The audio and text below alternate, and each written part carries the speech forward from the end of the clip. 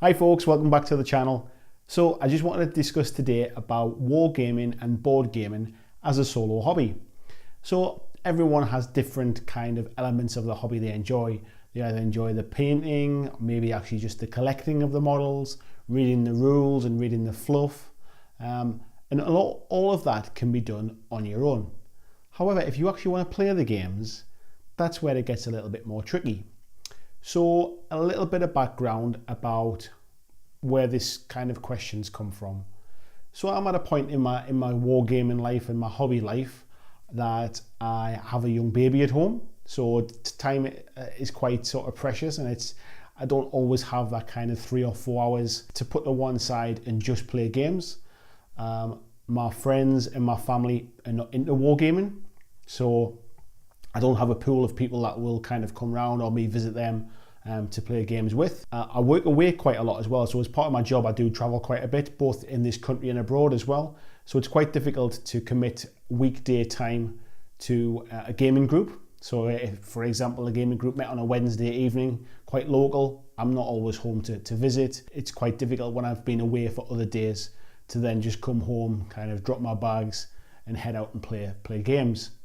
And consequently weekends are also quite difficult, so I don't have a local store where I can go and play, and the gaming group that is local to me isn't too far away, actually less than a mile away, only meets on a Sunday afternoon. And because I've been away during the week, it's quite hard to kind of then come home and not spend that time with the family, and I want to spend time with the family as well, so that makes it quite difficult. So my gaming hobby, both wargaming and board gaming, is primarily solo at the moment. So it got me thinking, how can we adapt two-player games to still be enjoyable for solo?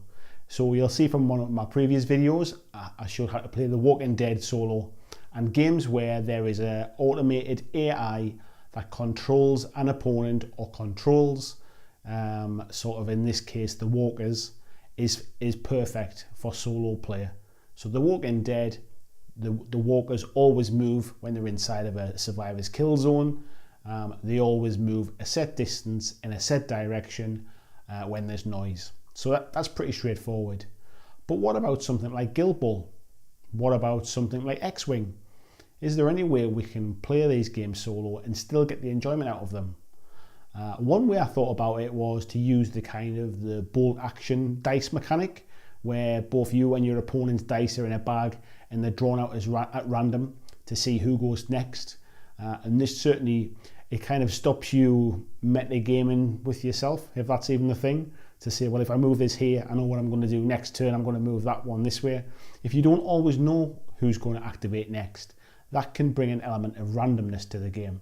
So that's definitely one thing I'm going to try and have a look at and maybe try in one of my games.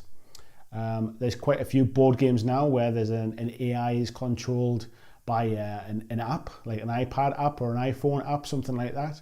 So that's something I want to look into as well. And I do understand as well, although I've not checked up on this yet, but I think Board Game Geek, the website, has quite a lot of kind of homebrew rules or house rules that people have made for solo play as well. So I wanted to kind of to ask you guys, what do you think? How many of you play solo? How many of you go to gaming groups? How do you manage your time with family and friends and work and everything else to try and put some time aside? One of the reasons I even started this YouTube channel was primarily around kind of expanding my hobby and being able to interact with a community that I don't get to see face to face. So I'd be really interested to know how you folks, how you manage your home lives with your hobby lives, and also how do you play solo? I'd love to hear your comments. So please leave a comment in the section below so we can have a bit of a discussion about it. If you like what you saw today, please feel free to subscribe. Again, thanks for watching, and I'll see you in the next video.